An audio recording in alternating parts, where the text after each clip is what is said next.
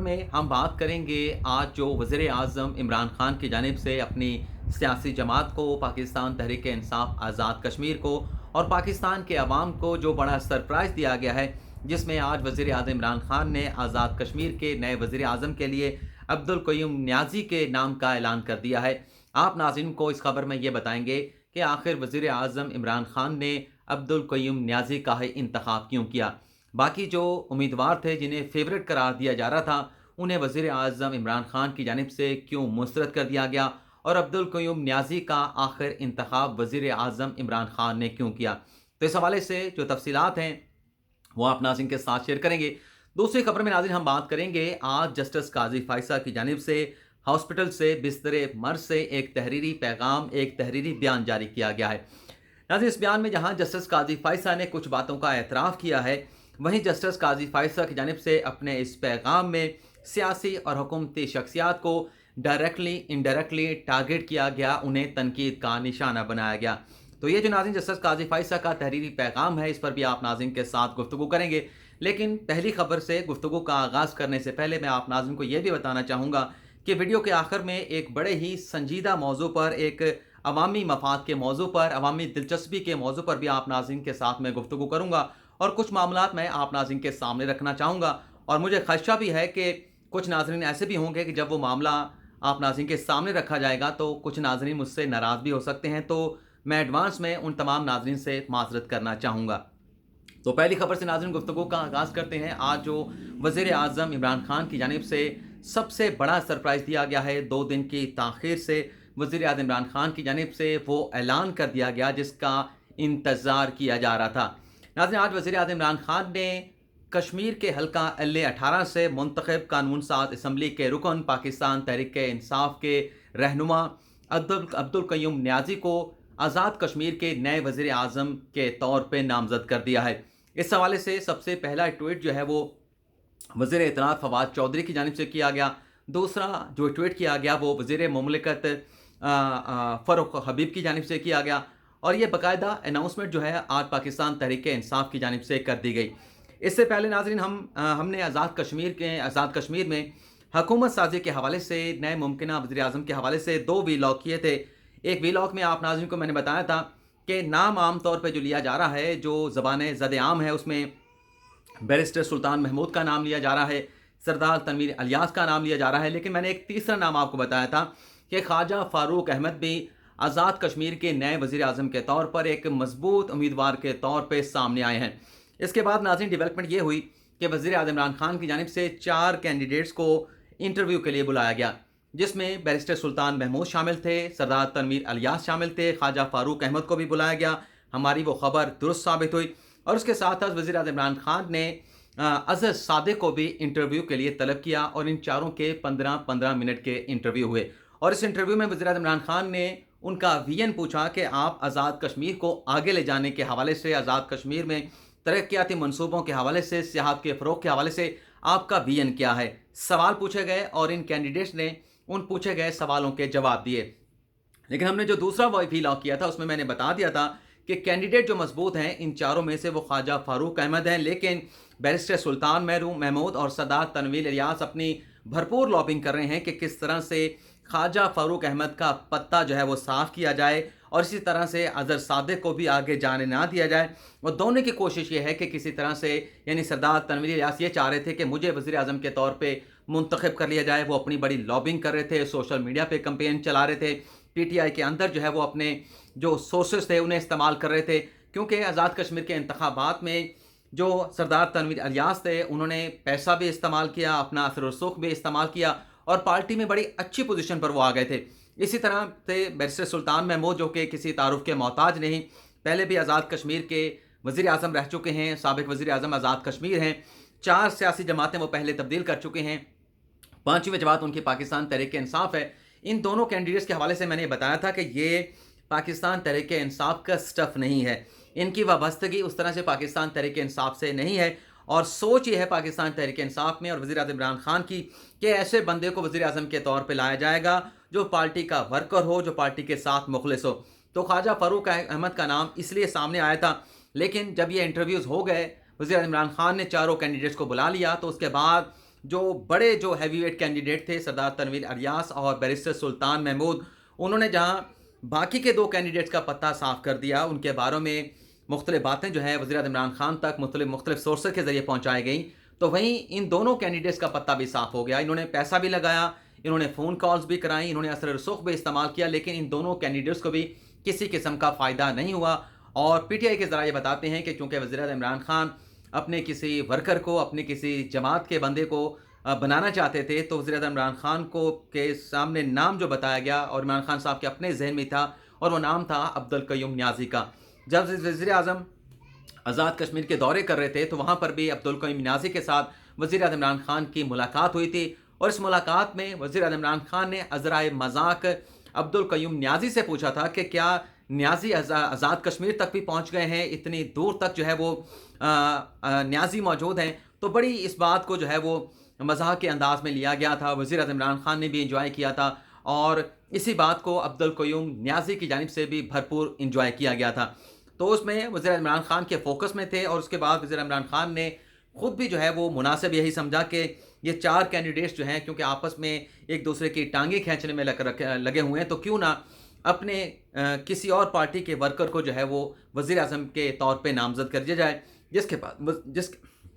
معذرت چاہتا ہوں ناظرین، جس کے بعد وزیر اعظم عمران خان نے عبدالقیوم نیازی کو آج وزیر اعظم کے طور پہ، نئے آزاد کشمیر کے وزیر اعظم کے طور پہ نامزد کر دیا ہے۔ ناظرین، عبدالقیوم نیازی کے حوالے سے آپ کو یہ بھی بتا دیتے ہیں کہ عبدالقیوم نیازی کی بھی یہ پہلی سیاسی جماعت نہیں پاکستان تحریک انصاف آزاد کشمیر۔ اس سے پہلے یہ 2006 میں مسلم کانفرنس کے ٹکٹ سے آزاد کشمیر کی قانون ساز اسمبلی کے رکن منتخب ہوئے تھے، وزیر خوراک بنائے گئے تھے، اور جب تک آزاد کشمیر میں مسلم کانفرنس کی حکومت تھی یہ وہاں پر وزیر خوراک کی ذمہ داریاں سر انجام دیتے رہے، اور اس کے بعد پھر یہ پاکستان تحریک انصاف میں شامل ہو گئے۔ تو یہ ناظرین آج کی سب سے بڑی ڈیولپمنٹ ہے۔ دوسرا جاتے جاتے یہ بھی بتا دیتے ہیں کہ آج اسلام آباد ہائی کورٹ میں ایملی فیلڈ ریفرنس میں مریم نواز اور کیپٹن صفدر کی سزاؤں کے خلاف اپیلوں پر سماعت ہونی تھی۔ گزشتہ سماعت پر مریم نواز کے وکیل امجد پرویز نے اس کیس کو 4 اگست تک نہیں بلکہ 9 اگست تک ملتوی کرنے کی استدعا کی تھی، لیکن جسٹس عامر فاروق کی جانب سے برہمی کا اظہار کیا گیا تھا اور اس کیس کو 4 اگست تک ملتوی کر دیا گیا۔ لیکن کیس کی سماعت ناظرین 4 اگست تک ملتوی ہونے کے بعد یہ ہوا تھا کہ جو بینچ کے دوسرے رکن ہیں جسٹس محسن اختر کیانی، وہ کرونا وائرس کا شکار ہو گئے تھے، تو آج اس کیس کی سماعت جو ہے وہ جسٹس محسن اختر کیانی کے کرونا وائرس میں مبتلا ہونے کی وجہ سے نہیں ہو سکی۔ تو یہ خبر بھی آپ ناظرین کے ساتھ شیئر کرنے چاہ رہے تھے۔ اب بات کر لیتے ہیں جسٹس قاضی فائزہ کی جانب سے جو خط لکھا گیا ہے۔ ناظرین یہ 1 پیج کا جسٹس قاضی فائزہ کا خط ہے، یہ موبائل فون کے اوپر آج چونکہ گھر پہ ہوں، بہاولپور میں ہوں، پرنٹ آپ کو بالکل سفید دکھائی دے رہا ہوگا، میں قریب کر کے دکھا دیتا ہوں، یہ دیکھیں۔ تو پرنٹ میں نہیں نکلوا سکا تو اس پر میں پڑھتا جاؤں گا اور آپ کو بتاتا جاؤں گا کہ جسٹس قاضی فائزہ نے اعتراف کیا ہے، اور ڈائریکٹلی انڈائریکٹلی کون سی حکومتی اور سیاسی شخصیات کو ٹارگٹ کیا گیا ہے اور اس کی وجہ کیا بنی ہے، کس نے موقع فراہم کیا کہ جسٹس قاضی فائزہ سیاسی اور حکومتی شخصیات کو ٹارگٹ کر سکیں۔ ناظرین خط کا جو آغاز ہے جسٹس قاضی فائزہ نے کچھ اس طرح سے کیا ہے کہ اسلامی جمہوریہ پاکستان کے آئین کی دفعہ 9 ایک بنیادی حق کے طور پر زندگی کے حق کی ضمانت دیتا ہے۔ آرٹیکل 9 ناظرین یہ ہے کہ ریاست جو ہے وہ لوگوں کی جان و مال کی تحفظ کرے گی، اور اس میں جسٹس قاضی فائزہ کہتے ہیں کہ یہ جو آرٹیکل 9 ہے اس میں صحت اس حق کا لازمی جزو ہے۔ آگے جسٹس قاضی فائزہ لکھتے ہیں کہ میری اہلیہ اور میں ملک کے ان ابتدائی چند خوش قسمت 2% سے کم، یہ بریکٹ میں لکھا گیا ہے، افراد میں سے تھے جن کو چینی حکومت کی مہربانی سے کرونا ویکسین لگائی گئی تھی، کیونکہ ہم دونوں کی عمر 60 سال سے زائد تھی۔ ہم نے ہر احتیاطی تدابیر اختیار کی، جیسے عوامی مقامات پر ماسک پہننا، پھر بھی ہم زیادہ تیزی سے پھیلنے والے ڈیلٹا وائرس کا شکار ہو گئے۔ ویکسین کی حفاظت کے باوجود مجھے ہاسپٹل میں داخل ہونا پڑا۔ تو یہ ناظرین جسٹس قاضی فائزہ نے ایک تو اس بات کا اعتراف کیا ہے اور پورے پاکستان کے عوام کو ایک تاثر بھی دیا ہے، ایک پیغام بھی دیا ہے کہ ہم نے ویکسینیشن بھی کروا لی تھی، دونوں ڈوزز ہمیں لگ چکی تھی، لیکن اس کے باوجود بھی یہ جو ڈیلٹا وائرس ہے یا ڈیلٹا ویریئنٹ ہے یہ اتنا زیادہ شدید ہے، اتنا سخت ہے کہ اگر آپ حفاظتی جو تدابیر ہیں، جو ایک SOPs ہیں، اسٹینڈرڈ آپریٹنگ جو پروسیجر ہے اسے اڈاپٹ نہیں کریں گے، ماسک نہیں پہنیں گے، سماجی فاصلہ نہیں رکھیں گے، تو آپ پھر بھی کرونا وائرس کے اس ویریئنٹ کا، اس وائرس کا شکار ہو سکتے ہیں، جسے ڈیلٹا وائرس یا ڈیلٹا ویریئنٹ کہا جا رہا ہے۔ तो एतराफ़ कर लिया जस्टिस काज़ी फ़ाइज़ ने कि हमने डोज़ेज़ लगवाई थी, लेकिन उसके बावजूद भी हम महफूज़ नहीं थे और डेल्टा वायरस ने हमें घेर लिया या हमें इस मर्ज़ में मुब्तला कर दिया। आगे चल के जस्टिस काज़ी फ़ैसल लिखते हैं कि मुझे कायदे-आज़म इंटरनेशनल हॉस्पिटल इस्लामाबाद के बहुत बासलाहियत डॉक्टर्स और अमले की तरफ से बेहतरीन इलाज फराहम किया जा रहा है। हम उन सब के इंतहाई शुक्रगुज़ार हैं। थोड़ा-सा नाज़रीन आपको बोरिंग शायद लगे, लेकिन एक पेज का है, ज़्यादा देर नहीं लगेगी। उन्होंने आगे कहा जस्टिस काज़ी फ़ैसल ने कि ऐसा इलाज अक्सर लोगों की पहुँच से बाहर होता है। मेरी अहलिया और मुझ पर अल्लाह का ख़ुसूसी करम है जो हमें दुआओं और प्यार की सूरत में मिला और इनके लिए हम अल्लाह ताला के हज़ूर सर बसजूद हैं। अब उर्दू भी हमारी पूरी सूरी हो गई है। यानी वो अल्लाह ताला का शुक्र भी अदा कर रहे हैं और जिन लोगों ने उनके लिए दुआ की है, उनके लिए उनका भी शुक्रिया अदा कर रहे हैं। तीसरे पैराग्राफ में लिखते हैं कि सबसे पहली और सबसे अहम बात यह है कि एहतियात सबसे अच्छी दवा है। बैनुल-अक़वामी सतह पर तस्लीम शुदा और आलमी इदारा सेहत की जानिब से लाज़म की गई एहतियाती तदाबीर, समाजी फासले की तदाबीर का ख्याल नहीं रखा जा रहा। ज़रूरत इस बात की है कि कौम की सेहत के अमूर, अमराज़ तनफ़्फ़ुस के माहिरीन और दीगर कोविड-19 के माहिरीन के सपोर्ट किए जाएँ। यहाँ पर वो बड़ी अहम बात करने वाले हैं, बल्कि अगले पैराग्राफ में करने वाले हैं। यहाँ पर इसको मैं छोड़ देता हूँ। इस पैराग्राफ को रेलेवेंट पैराग्राफ पे आ जाते हैं, जिसमें जस्टिस काज़ी फ़ाइज़ ये कहते हैं कि तिब्बी हदायत की खिलाफ वर्जी की इजाज़त नहीं दी जा सकती। यानी जो SOPs हुकूमत की जानिब से जारी किए गए हैं, उनकी खिलाफ वर्जी की किसी तौर पे इजाज़त नहीं दी जा सकती, इजाज़त ना दी जाए, इसका मतलब ये है। इसके बावजूद इस खिलाफ वर्जी का इर्तिकाब वो लोग करते हैं जिनको चाहिए कि वो दूसरों के लिए खुद आला तरीन मिसाल काम करें। फैसल मस्जिद में कंधे से कंधा मिलाकर ईद उल अज़हा की नमाज़ पढ़ने से ये गलत पैगाम दिया गया कि तिब्बी हदायत अहम नहीं। वबाओं के दौरान एहतियाती तदाबीर के बारे में इस्लामी तालीमात बहुत वाज़ेह हैं, लेकिन उनको भी यकसर तर्क कर दिया गया। अब इसमें ईद उल अज़हा में ईद कुर्बान पर जो फैसल मस्जिद पर नमाज ईद अदा की गई, उसका जिक्र किया गया और बात की गई, किसी का नाम नहीं लिया गया कि इसके हदायत के एहतियाती तदाबीर के वो लोग जो है वो खिलाफ वर्जी के मुर्तकब हो रहे हैं, जिन्हें दूसरों के लिए खुद आला तरीन बेहतरीन मिसाल होना चाहिए। आप नाज़रीन अगर यूट्यूब के ऊपर चेक करें, फैसल मस्जिद, ईद कुर्बान और तारीख़ डाल दें, जिस तारीख़ को 21 जुलाई को ईद कुर्बान हुई थी, तो जो फुटेज आएगी उस फुटेज में आप देख सकेंगे जो ईद कुर्बान की नमाज ईद अदा की जा रही है, उसमें आपको सदर मुमलिकत नज़र आएंगे, उसमें आपको फैसल जवेद नज़र आएंगे, उसमें आपको कासिम सूरी नज़र आएंगे, उसमें आपको ज़मुर्द खान जिनका ताल्लुक़ पाकिस्तान पीपल्स पार्टी से है वो नज़र आएंगे। तो उसमें जस्टिस काज़ी फ़ाइज़ साहब वे बिल्कुल ठीक कह रहे हैं कि अगर आप देखेंगे कि वहाँ पर जो SOPs हैं उसे फॉलो नहीं किया जा रहा और जो नमाज अदा कर रहे हैं उन लोगों के दरमियान जो सफ़ में खड़े हैं 6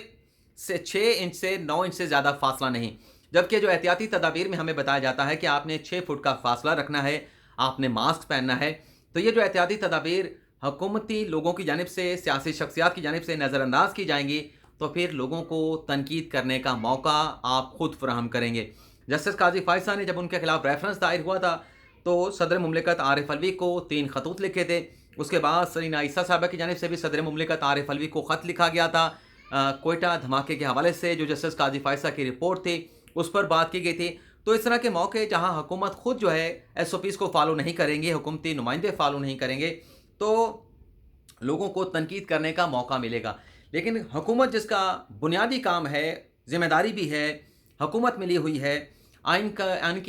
की इन्फोर्समेंट उन्होंने करनी है, SOPs की इन्फोर्समेंट उन्होंने करनी है, तो हुकूमती लोग और जो सियासतदान है, दीगर सियासी जमातों के जो लीडरान है, उन्हें लोग फॉलो करते हैं। ज़ाहिर सी बात है, चाहे पाकिस्तान पीपल्स पार्टी सिंध तक महदूद हो गई है, चाहे मुस्लिम लीग नवाज़ में बहुत सारे इख्तलाफात मौजूद हैं, लेकिन उनका अपना वोट बैंक मौजूद है। उनके जो वोटर्स हैं, जो सपोर्टर्स हैं, जो हमायत करने वाले हैं, वो अपने लीडर्स को फॉलो करते हैं। इसी तरह से वज़ीर-ए-आज़म इमरान खान पाकिस्तान तहरीक-ए-इंसाफ को भी उनके जो वोटर सपोर्टर्स हैं वो फॉलो करते हैं। तो ये लोग अपने अपने वोटर्स के लिए मिसाल हैं। ये लोग अगर SOPs को फॉलो नहीं करेंगे, एहतियाती तदाबीर पर अमल नहीं करेंगे, मास्क नहीं पहनेंगे, समाजी फासला नहीं रखेंगे, तो फिर उसका नतीजा यही निकलेगा कि जहाँ लोगों को तनकीद करने का मौका मिलेगा, तो वहीं लोग ये भी समझेंगे कि ये हमें तो कह रहे हैं कि आप समाजी फासला रखें, मास्क पहने